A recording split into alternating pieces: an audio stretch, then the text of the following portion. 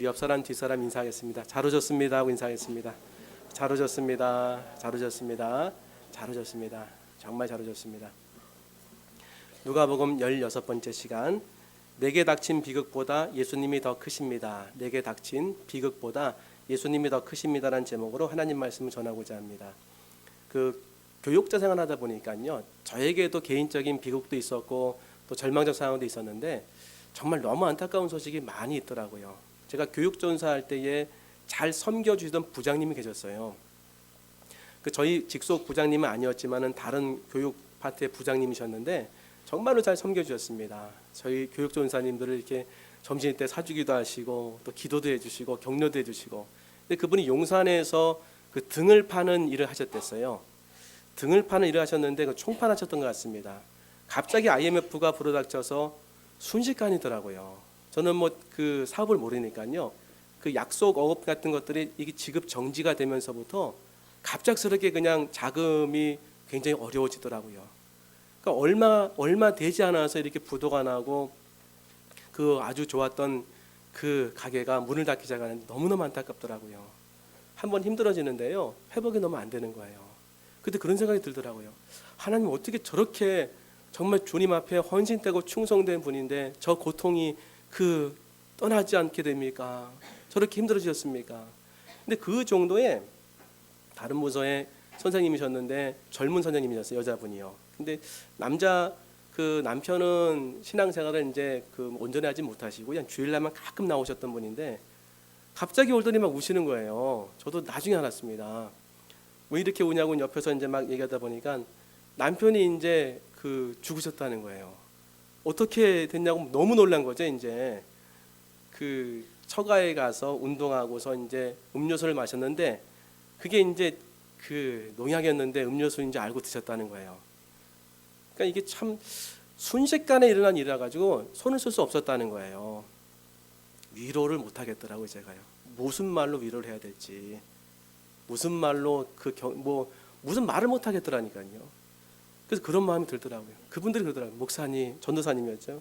전도사님, 어떻게 이런 일이 나에게 일어날 수 있습니까? 어떻게 이런 비극이 우리 가정에 일어날 수 있습니까? 할 말이 없더라니까요. 근데 우리도 그렇게 사실 얘기하고 싶을 때가 있으실 거예요. 지나오신 분도 있고 지금이신 분도 있고 혹시 그런 일이 없으면 좋겠지만은 자꾸 이렇게 그런 실마리가 보이는 분도 있을지 모르겠습니다. 왜 이런 고통이 나에게 있는가? 왜 이런 절망적 상황 속에서 정말 하나님은 계시는가? 그래서 오늘 어찌 보면요, 그것에 대한 하나님의 답변이신 것 같아요. 오늘 본문이요. 오늘 나병 환자가 이제 치료받는 그런 과정인데, 나병은요 육체적인 질병만을 다루는 게 아닙니다. 왜냐하면 나병과 일반 병은 차등이 되는 게 뭐냐면, 나병은 사회적인 격리예요. 그리고 사회적 격리는 종교적 격리를 먼저 이렇게 선포한 다음에 격리 수용하는 겁니다. 그러니까 육신도 무너졌죠. 사회적 기반도 다 무너진 거죠. 가정도 무너졌죠. 종교적인 사회잖아요. 이 이스라엘이요. 종교적인 틀도 다 없어진 거예요. 건질 게 뭐가 있겠습니까? 남아있는 거 딱 하나예요. 그 자리에서 죽던지 아니면 가다가 죽던지. 죽음밖에 안 보이지 않겠습니까? 또 자기는 저주받은 인생이라고 생각하니까 소망이 없는 거죠. 그냥 진짜 비극적인 상황인 것 같습니다. 근데 예수님이 그를 회복시키셨어요. 그러면 육체적으로 회복된 것이고, 가정이 회복된 것이고, 사회적으로 회복된 것이고, 종교적으로 회복된 것이고, 다 회복된 겁니다. 그래서 오늘 이 본문이 우리에게 주는 귀한 메시지가 있습니다. 우리 역시도 한 부분에서는 사실 안타까운 이런 부르짖음을 할 수 있지 않습니까? 다 좋은데 이 부분에 있어서는 하나님, 저희 가정은 기도 제목이 없는데 애들 때문에 기도 제목입니다. 저희 가정은 정말 물질로만 채워지기 원하는데 그것만 채워지면은 정말 하나님께 섬기겠는데 그게 안 됩니다. 다 하나씩 있습니다, 여러분. 진짜 우리는 나만 장군처럼 그는 존귀한 왕 앞에 존귀한 용사였으나 나병 환자였더라. 그런 아이의 존재인 것 같아요. 다 한 가지씩은 갖고 계신 것 같습니다. 그래서 오늘 본문을 통해서 하나님 우리에게 어떤 은혜 주시는지 함께 은혜를 나눠보고자 합니다. 우리 세 가지를 한번 살펴보겠습니다. 첫째 한번 읽어보겠습니다. 시작.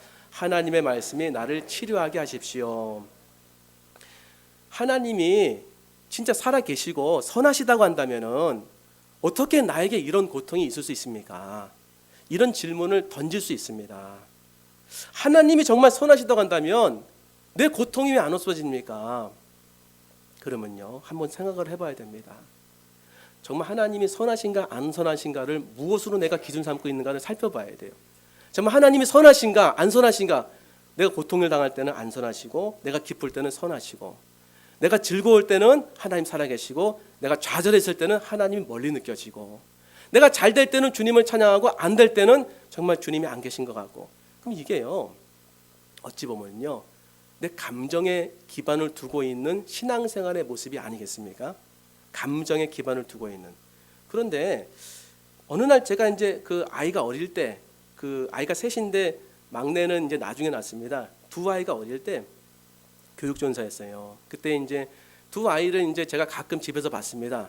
그럼 애들을 볼 때에 제가 이제 뭐 할 줄 아는 게 없으니까 걔들 데리고 나가지고 뭐 물질도 없으니까 가까운 그냥 문방구 가가지고서, 그 당시에는 이렇게 돌리는 팽이가 유행했습니다. 이렇게 쫙 하면 애들이 빵 하고 터져가지고 돌아가는 게 있거든요. 그거 하나씩 사준다니까 애들이 너무 좋아하더라고요. 근데 그거를 사면 되는데 그 옆에 있는 큰 그 로봇이 보인 겁니다. 그걸 두 아이가 짓고서 사겠다고 난리가 났습니다. 제가 뭐 있어야죠. 그래서 안 된다고는. 근데 얘네들이 뭐 어떻게 할 수 있는 게 없는 거예요. 계속 거기서 그냥 울고, 나중에는 작은 애는 넘어져가지고 뒤로 이렇게 넘겨 있더라고요. 엎어져가지고서 발까지만 움직이는 거예요. 거기서 때릴 수도 없고. 근데 그냥 데리고 왔어요. 그냥 끌고서. 근데 집에 와서도 계속 우는 겁니다. 근데 한마디로 제가 잠잠하게 했습니다. 사줄게. 그 한마디 딱 하니까 애들이 조용해지는 거예요. 짧은 순간이었는데 그런 게 한번 생각이 되어지더라고요. 조금 전까지 징징 짜고 울고 뭐 세상이 다 떠나갈 듯이 그냥 절망하고 있던 아이들인데 한마디로 회복되는구나. 사줄게. 아, 아버지 말이 얘네들에게 큰 능력이 되는구나. 아, 여기서부터 눈물이 가시고 웃음이 나오더라니까. 위에서부터 이렇게 눈물을 닦으면서 헤헤거리면서 이제 거기서 막 팔짝팔짝 뛰어다니는 거예요. 그걸 보면서 나는 왜 이렇게 못 믿을까? 매 하나님 앞에서 이 얼굴을 막 그냥 가리우고서 그냥 진짜 발을 뒤집고 그런 거 아니겠습니까? 우리도요. 어떡합니까 주님? 진짜 이러실 겁니까? 너무너무 힘듭니다 하는데 사실은 그분의 말을 잘 안 들었던 것 같아요. 주님께서는 마태복음 7장에 구하라 그리하면 너에게 주실 것이요, 찾으라 그리하면 찾아낼 것이요, 문을 두드리라 그리하면 너에게 열릴 것이니 구하는 이마다 받을 것이요, 찾는 이가 찾아낼 것이요, 두드린 이에게는 열릴 것이니라. 너희 중에 누가 아들이 떡을 달라 하는데 돌을 주며 생선을 달라 하는데 뱀을 줄 사람이 있겠느냐? 너희가 악한 자라도 좋은 것으로 자식에게 줄 알거든 하물며 하늘에 계신 너희 아버지께서 구하는 자에게 좋은 것으로 주시지 않겠느냐?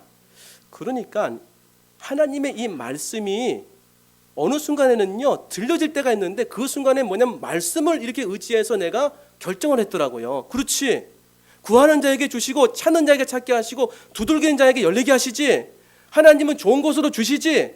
근데 그 말을 믿기 시작하니까요 마음에 기쁨이 생기더라니까요. 마치 아이가 내가 사줄게 아빠가 하니까 갑자기 헤헤거렸던 것처럼 갑자기 마음속에 헤헤거리더라니까요. 맞아, 하나님이 나한테 좋은 거 주신다고 했지, 합력해서 선을 이룬다고 하셨지, 주님께서는 피할 길을 주신다고 하셨지, 나와 함께 하신다고 하셨지, 두려워하지 말라고 하셨지, 놀라지 말라고 하셨지. 그때 눈물이 막 나더라니까요. 맞다, 내가 왜 이 하나님의 이 존재를 몰랐을까? 사랑하는 성도 여러분, 주님은요 나쁜 선물 준 적이 없습니다. 우린 나쁜 선물 받은 적이 있어요. 이맘때일 것 같습니다. 그 중고등부 때 그냥 선물 교환해가지고 좋은 선물 준비했어요 제가. 그래가지고 다 애들이 모아놓고서 그 중에 뭐 이렇게 뽑기 해가지고 먼저 가져가는 겁니다. 저는 욕심이 좀 있었던지라 그때 큰 박스 이만한 박스 들고 왔어요. 다 같이 풀러보는 겁니다. 박스를 풀면 또 박스가 나오네요. 박스를 보니까 또 박스가 나오고, 박스를 보니까 또 박스가 나오고, 나중에 빨간 벽돌이 나오는데 욕까지 나올 뻔했습니다. 나쁜 선물이죠. 하나님은 나쁜 선물을 안 주십니다. 하나님 앞에 우리가 나아갈 때 내 기준으로 삼으니까는 하나님이 자꾸 왔다 갔다 하는 거예요. 내 감정에 기초하니까. 그럴 수 있습니다. 우린 약해서. 너무 절망적이고 힘들 때는요 그럴 수 있어요. 우리 하나님 앞에 진짜 때로는 눈물을 흘리면서 하나님 앞에 이렇게 내 마음의 토를 다 할 수 있습니다. 그러나 그것으로 하나님을 판단하거나 그것으로 우리가 신앙의 기준을 삼으면 안 됩니다. 주님은 어떤 분이십니까? 아주 비극적인 상황 속에서도 하나님은 선하십니다. 하나님은 살아계십니다. 우리와 함께 하십니다. 인도하고 계신 것입니다. 돕고 계신 것입니다. 하나님이 지금도 역사하고 계신 것입니다. 주님이 살아계신 거예요. 많은 말씀들이 많이 있습니다. 제가 두 시간이 되면 2개, 안 되면 하나 정도, 요한계시록 3장 20절 말씀인데, 볼지어다 내가 문 밖에 서서 두드리노니, 그러니까 문 밖에, 우리 마음의 문이죠. 두들긴다는 거예요. 누구든지 내 음성을 듣고 문을 열면, 예수님을 마음으로 구주로 영접하면 내가 그에게로 들어가 그와 더불어 먹고 그는 나와 더불어 먹으리라. 그러니까 이 말씀을 보면요, 약속의 말씀이에요. 하나님께서 주 예수를 믿으라, 그리하면 너와 내 집이 구원을 얻으리라 하는 말씀으로 문을 두들기시는 거예요. 제가 믿겠습니다. 잘 모르겠지만 오늘 믿겠습니다. 오늘 마음으로 영접하겠습니다. 제가 지금까지는 하나님 없이 살고 교회도 안 다녔지만 이제 한번 믿어보겠습니다. 하나님을 한번 알아보고 싶습니다. 하나님의 아들 예수님은 제가 이제부터 오늘 섬기겠습니다 하면요, 내 마음으로 그분을 영접하면 어떤 일이 벌어집니까? 말씀 그대로 우리가 믿는다고 한다면, 듣고 문을 열면 내가 그에게로 들어가 그와 더불어 먹고 그는 나와 더불어 먹으리라. 이 말씀에 의해서 내가 믿기 시작할 때 어떤 일이 벌어지냐면요, 한 번도 경험하지 못한 믿음의 세계, 하나님의 나라로 들어갈 수 있는 문이 열리고 경험을 하기 시작하는 것입니다. 지금까지는 내 경험에 의지해서 생각하고 판단하고, 지금까지는 내 감정에 따라서 생각하고 결정하고, 지금까지는 내 생각을 따라 가지고서 내가 계획했다고 하면은, 이제 너무 새로운 길이지만 놀라운 길이고, 그 길이 한 번도 경험해보지 못한 거지만 하나님의 임재를 경험케 하는 그 새로운 길이 있습니다. 그것은 뭐냐면 말씀을 읽고 그 말씀을 믿고 그 말씀 그대로를 생각해보기 시작하는 거예요.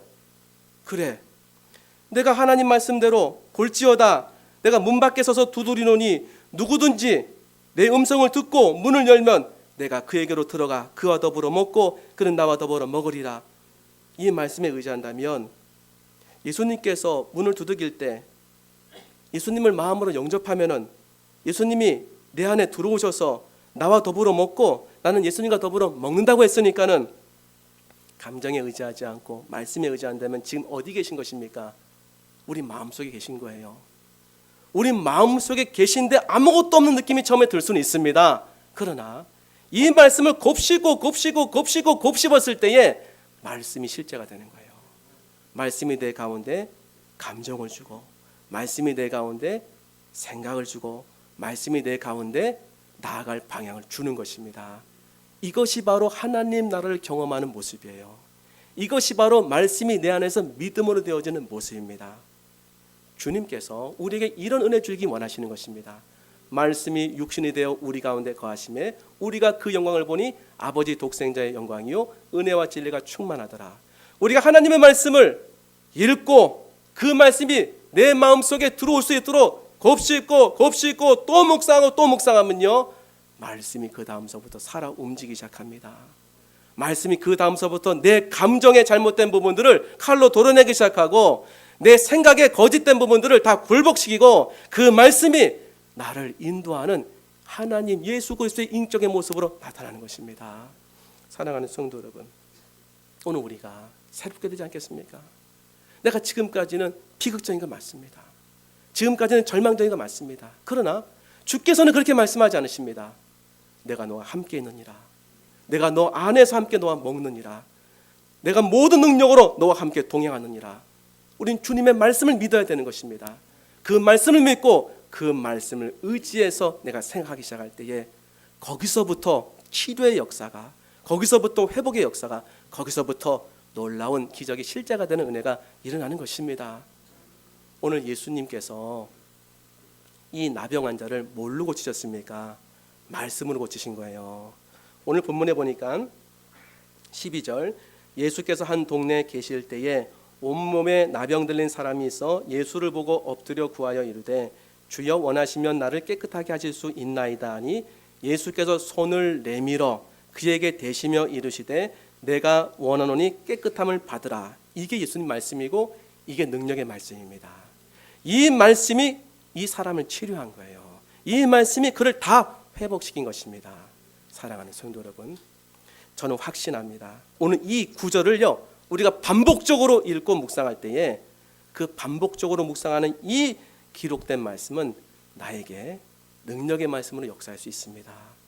오늘 말씀을 붙잡고 믿음으로 거듭나는 여러분들에게 소망합니다. 우리 두 번째예요.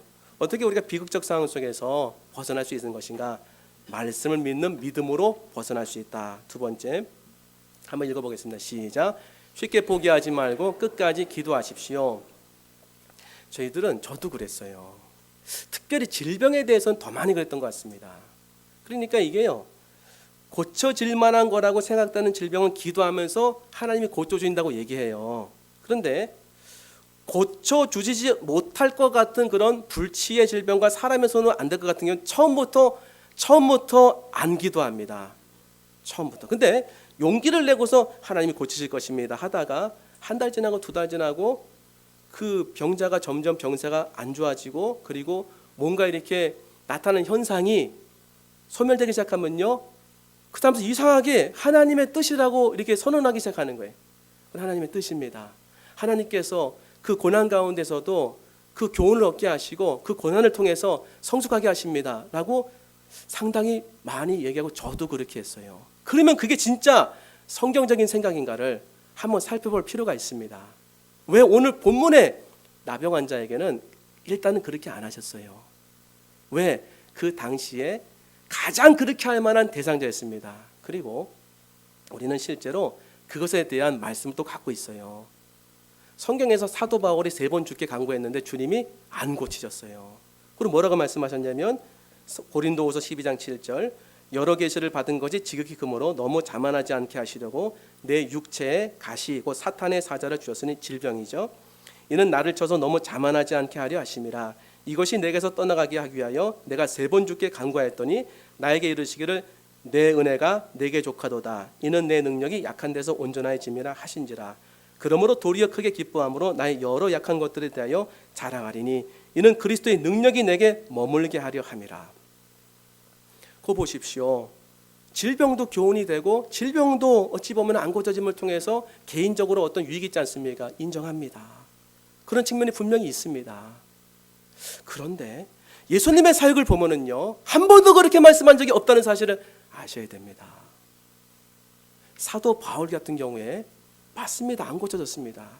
그렇다고 불치의 질병을 하나님 모두 다 사도 바울처럼 대하셨는가? 안 그러셨다는 사실을 아셔야 돼요. 예수님께서 마가복음 1장 32절에 저물어 해질 때에 모든 병자와 귀신 들린 자를 예수께 데려오니, 모든 병자와 귀신 들린 자예요, 온 동네가 그 문 앞에 모였더라. 예수께서 각종 병이든 많은 사람을 고치시며 많은 귀신을 내쫓으시되 귀신이 자기를 알므로 그 말하는 것을 허락하지 아니하시니라. 그러면 병자가 많이 왔을 때 최소한 한 사람 정도는 사도 바울처럼 내 은혜가 내게 족하다, 너는 고침받지 않는 것이 나으니라 해야 되지 않습니까? 한 사람도 예 없이 다 고쳤다고 나와 있습니다. 또 다른 성경에서도 예수님이 물리친 적이 없으세요. 마태복음 9장 35절에 예수님의 사역을 한마디로 표현한 그런 본문이 있습니다.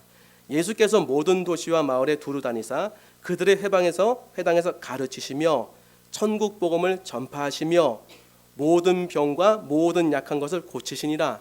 성경에서요, 모든이란 쓴 것을 단어를 함부로 쓰겠습니까? 모든 병과 모든 약한 것을 고치시니라. 오늘 주님께서 말씀하셨어요. 원하시면 저를 깨끗하게 할 수 있습니다. 하나님의 뜻은 예수 그리스도 안에 가장 잘 나타나 있습니다. 예수님의 뜻은 예수님 말씀 가운데 나타나 있는 거예요. 뭐라고 말씀하셨냐면 예수께서 손을 내밀어 그에게 대시며 이르시되 내가 원하노니 깨끗함을 받으라. 치료받는 것을 원하신다는 거예요. 그리고 예수님의 정확한 자식의 표현을 또 한 가지 했습니다. 원래 나병은요, 손대면 안 됩니다. 나병과 그 다음에 사람이 죽은 거나 동물의 사체에 손을 대면 그 사람은 정결법에 접촉이 돼서 다시 의식을 행해야 되는 거예요.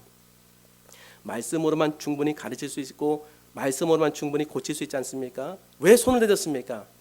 예수님의 치료를 하기 원하시는 그 마음을 표현하신 거 아니겠습니까? 그다음 마태복음 10장 1절에 보면 예수께서 그의 12제자를 부르사 더러운 귀신을 쫓아내며 모든 병과 모든 약한 것들을 고치시는 권능을 주시니라. 예수님의 12제자에게 예수님은 질병을 치료하고 악한 영을 쫓아내는 권세를 주신 거예요. 그리고 사도 바울이 자기의 질병이 안 고침받지 않았습니까? 그러면 그와 같은 깨달음을 받은 그 사도 바울이 최소한 사람들에게 다니면서 질병 치료하는 것은 주님의 뜻이 아닙니다. 그런 게 너무 신경 쓰지 마십시오 하는 모습이 조금이라도 나와야 되지 않습니까? 사도행전 28장은 이미 사도 바울이 고린도서는요, 고린도 후서에서 하나님의 계시를 통해 내 은혜가 내게 족하도다를 받았다면 사도행전 28장은 이미 다 거쳐온 거예요. 사도행전 28장에 사도 바울이 한 섬에 이렇게 들어갑니다. 이 섬에서 사도행전 28장 7절 가장 높은 사람 보볼리오라 하는 이가 그 근처에 토지가 있는지라 그가 우리를 영접하여 사흘이나 친절히 머물게 하더니 보볼리오의 부친이 열병과 이질에 걸려 누워 있거늘 바울이 들어가서 기도하고 그에게 안수하여 낫게 하매. 그러면 보볼리오는 특별한 사람이라서 바울이 선교적 차원에서 그렇게 했다고 양보한다고 한다면 이러므로 섬 가운데 다른 병든 사람들이 와서 고침을 받고 후한 예로 우리를 대접하고 떠날 때 우리 쓸 것을 배에 실었더라. 그러면 그 가운데 하나라도 나타나지 않습니까? 사실은 질병이 하나님의 그 고귀한 교훈이 그 가운데 있습니다. 당신은 고침받지 않는 것이 더 좋을 법합니다 라는 것이 바울의 서신에 나타나야 됩니다. 없습니다 여러분. 없습니다. 그렇다고 한다면 우리가 너무 쉽게 하나님의 뜻이라고 단정한 거 아닙니까? 너무 쉽게 우리가 하나님보다 앞서간 거 아닙니까? 너무 쉽게 성령님보다 앞서간 거 아닙니까? 이것이 질병에만 나와 있습니까? 직장 생활할 때 직장의 문제는요, 내 사업의 문제는요, 내 자녀 양육의 문제는 너무 쉽게 우리는 하나님의 뜻이라고 확정지고서 아무것도 안 하는 거 아닙니까? 오늘 나병 환자는요, 모든 사람이 포기하고 하나님도 포기했다라고 얘기해도 아무도 할 말이 없는데 그는 와서 간구했어요. 원하시면 깨끗하게 할 수 있습니다. 이 간구의 모습이 우리에게 사라진 건 아닙니까? 문제 앞에서 이 간구의 모습을 포기한 건 아닙니까?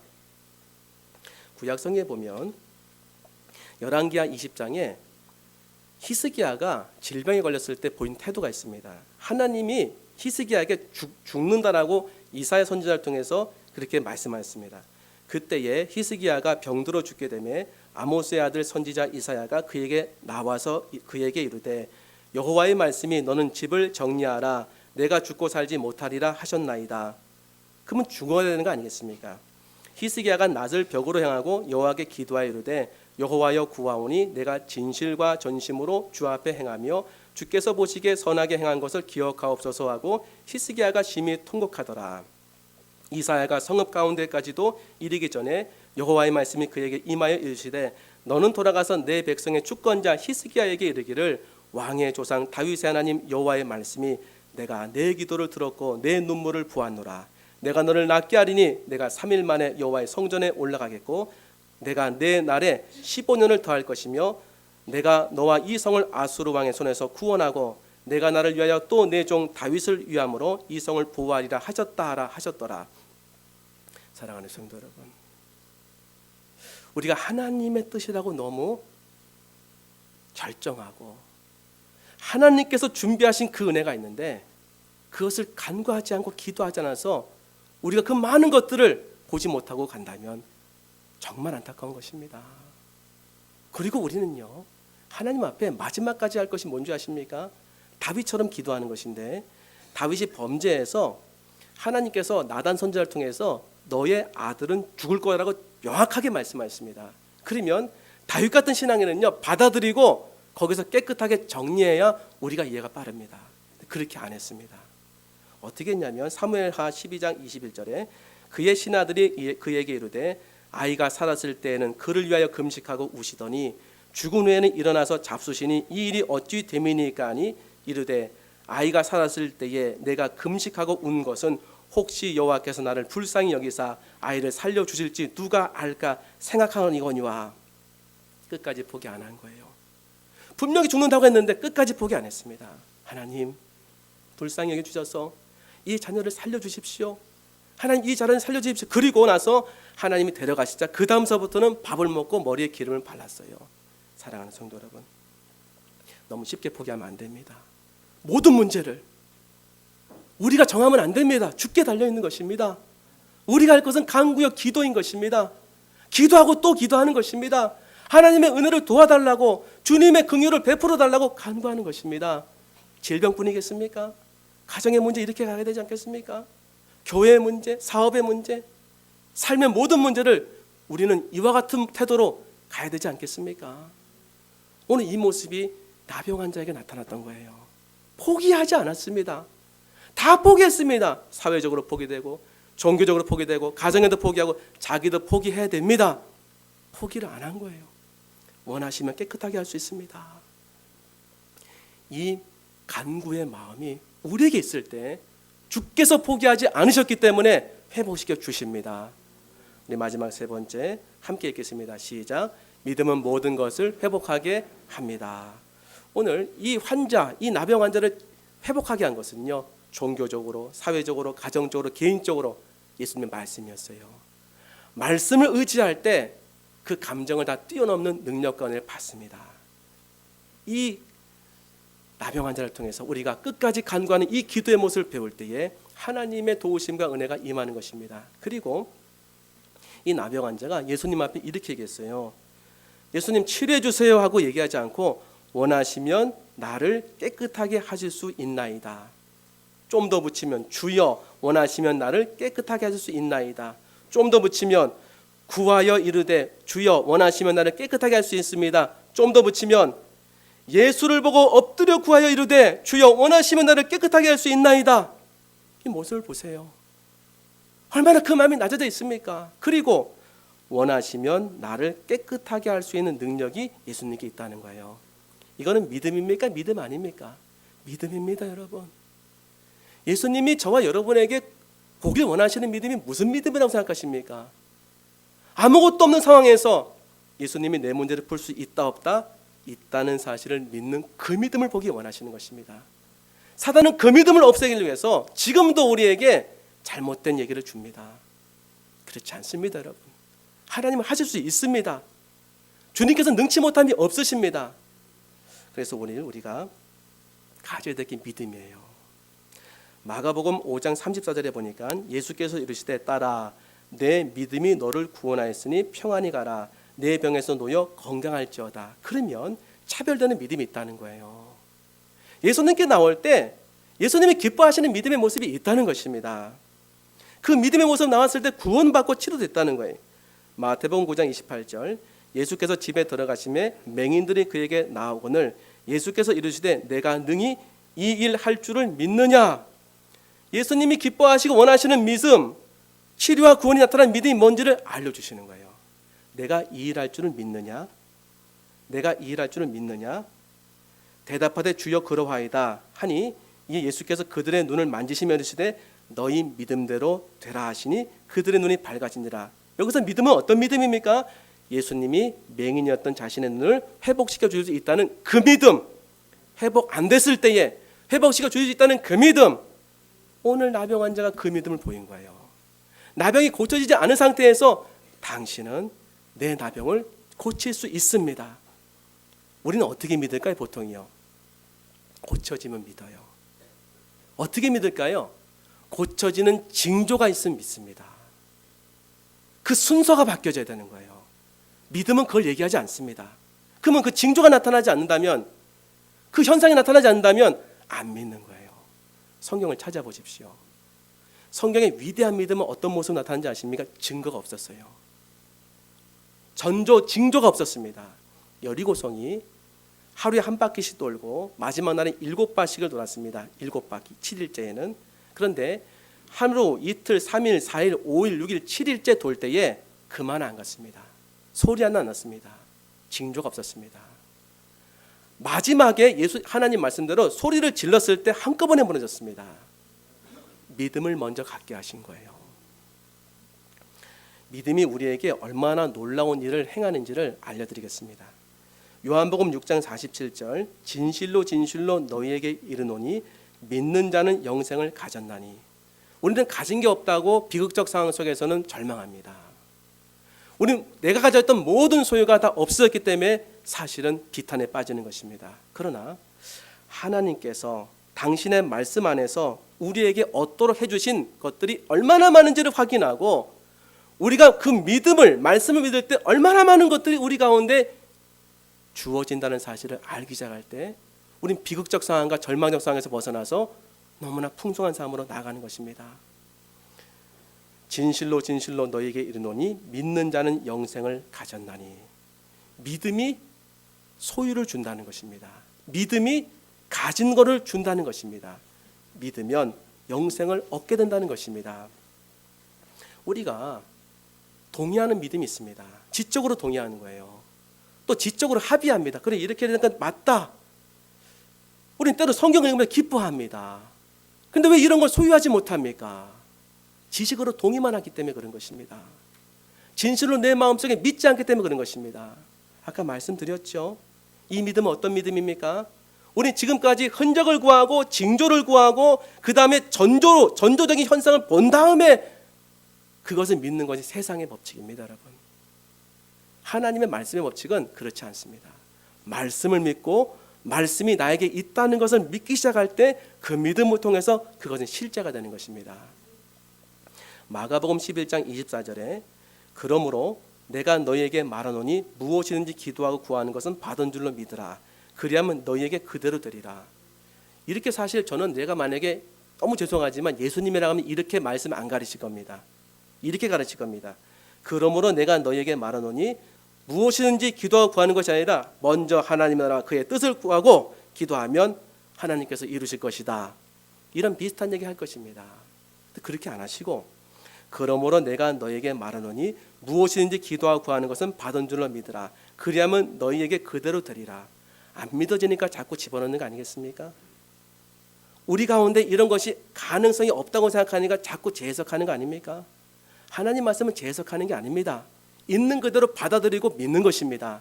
그렇다고 한다면 내가 너희에게 말하노니 무엇이든지 기도하고 구하는 것은 받은 줄로 믿으라. 그리하면 너희에게 그대로 되리라. 믿음이 우리에게 소유를 준다는 것입니다. 믿음이 우리에게 풍요로운 삶으로 이끌어 준다는 것입니다. 예수님이 얼마나 우리에게 이 믿음의 모습을 알려주기를 원하셨다면 이렇게 말씀하셨겠습니까? 우리가 얼마나 안 믿으면 남 얘기할 필요 없습니다. 제가 그랬습니다. 기도는 열심히 하는 거예요. 기도는 돌아서서는 내가 하는 얘기는요 사실 기도의 내용과 달라요. 기도가 안 되면 믿습니다 얘기하고 기도 끝나고 얘기하는 건 안 믿습니다예요. 행위는 더 안 해요. 생각은 더 안 됐습니다. 우리가 주님이 주신 것을 얼마나 많이 믿음이 없으므로 그 소유를 갖지 못하는 일을 행했는지 갖지 못했는지 너무너무 안타까울 수 있지 않겠습니까? 베드로전서 2장 24절에 보면 이 본문의 말씀으로 정말 많은 사람들이 기적을 경험했습니다. 실제입니다. 제가 읽어드릴게요. 친히 나무에 달려 그 몸으로 우리 죄를 담당하셨으니 예수님이죠. 이는 우리로 죄에 대하여 죽고 의에 대하여 살게 하려 하심이라. 그가 채찍에 맞음으로 너희는 나음을 얻었나니. 예수님이 채찍에 맞음으로 우리는 나음을 얻었나니. 여기서 나음을 얻었나니가 현재형도 아니고 미래형도 아니고 과거형이에요. 너희가 내가 채찍에 맞음으로 너희는 나음을 얻을 것이다. 이렇게 나온 것이 아니라 얻었나니 과거형입니다. 그러면 이 말씀은 이 구절들을 그대로 우리가 믿는다고 한다면 예수님이 십자가에서 채찍에 맞을 때에 하나님의 마음 안에서는 이미 치료가 일어났다는 거예요. 예수님이 채찍에 맞는 그 대가를 통해서 우리를 치료하시는 은혜를 베풀어 주셨다는 것입니다. 이 말씀을 말씀 그대로 믿기 시작할 때 우리는 어찌 보면 부딪히는 게 많이 있습니다. 나는 아직 낫지 않았는데 뭘 낫다고 합니까? 그것은 말씀을 기초한 믿음입니까? 내 눈을 기초한 믿음입니까? 아니 기도했는데 아무 일도 없는데요. 말씀을 기초한 믿음입니까? 아니면 내 감정을 기초한 믿음입니까? 우리가 결정하셔야 돼요. 그렇다고 한다면 지금까지 우리가 얼마나 많은 삶 가운데 눈을 기준으로 삼고 귀를 기준으로 삼고 내 모든 다른 것들을 기준으로 삼아서 나에게 주시고자 하는 놀라운 하나님의 역사와 놀라운 은혜를 내가 놓쳤다라고 생각할 수 있지 않겠습니까? 주님이 원하시는 믿음이 어디 있겠습니까? 요한복음 2장에 가나의 혼인잔치에서 포도주가 떨어졌습니다. 예수님의 어머니가 예수님께 포도주가 떨어졌다고 하니까 예수님은 처음에 거절한 듯이 말씀하셨습니다. 그 다음에 예수님의 어머니 마리아가 예수님께 너무 놀라운 얘기를 합니다. 예수님의 앞에 있는 하인들이죠. 무슨 말씀 하시든지 그대로 하라. 말씀에 기초한 믿음을 행하라는 거죠. 예수님께서 이렇게 말씀하세요.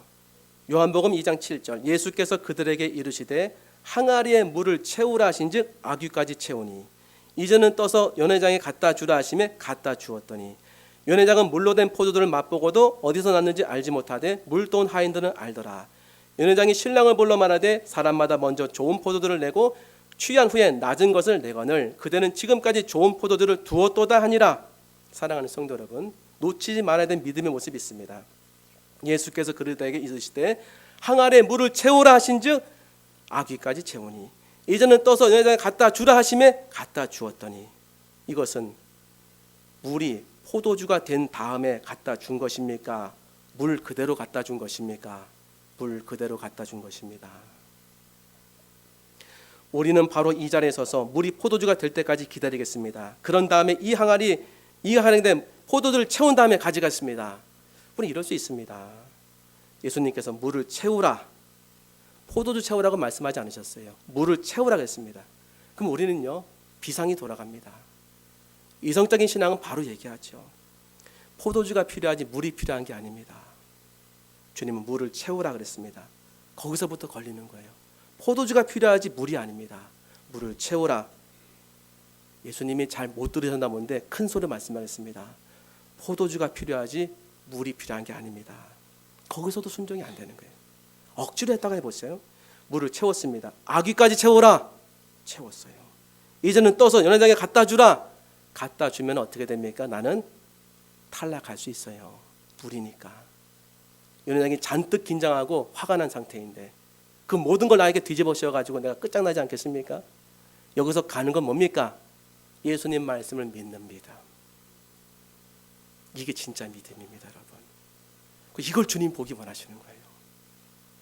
어떠한 상황에도 상황은 틀렸는데 예수님 말씀이 나에게 임했을 때 그 말씀을 있는 그대로 믿고 생각하고 말하고 행동하는 그 믿음.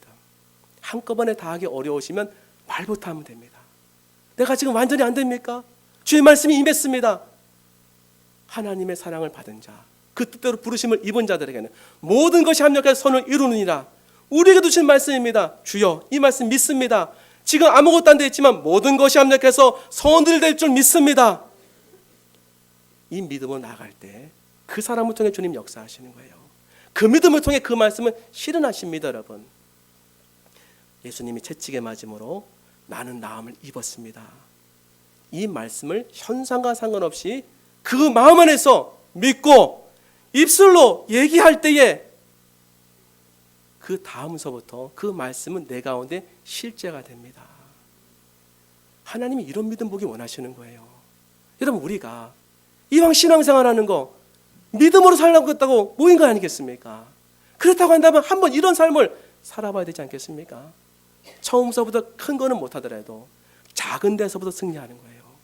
하나님 말씀 하나를 있는 그대로 내가 믿고 그 믿음으로 행할 때에 하나님은 놀랍도록 말씀이 실제가 되게 하시고 그 믿음이 30배, 60배, 100배 능력이 되게 하시고 오늘 나병 환자를 치료했던 것처럼 육체를 치료하시고 가정을 회복시키시고 사회적으로 잃었던 모든 위치를 회복시켜 주시고 종교적으로 고통을 당했던 교회 안에서 어려움을 당했던 모든 것들이 회복될 수 있도록 은혜를 주시는 것입니다. 그리고 나아가서 주님 말씀하십니다. 너희가 회복됐음을 저 제사장들에게 가서 보이라. 너희가 회복됐음을 너희를 시기하는 자들에게 보이라. 너희가 회복됐음을 너희가 지금토록 고통을 당하게 했던 그 사람에게 보이라. 이 메시지입니다. 사실은요. 제사장에 보이라는 것은요. 사랑하는 성도 여러분, 오늘 이 은혜가 저 여러분에게 있길 소망합니다. 기도하겠습니다. 하나님 아버지 감사합니다.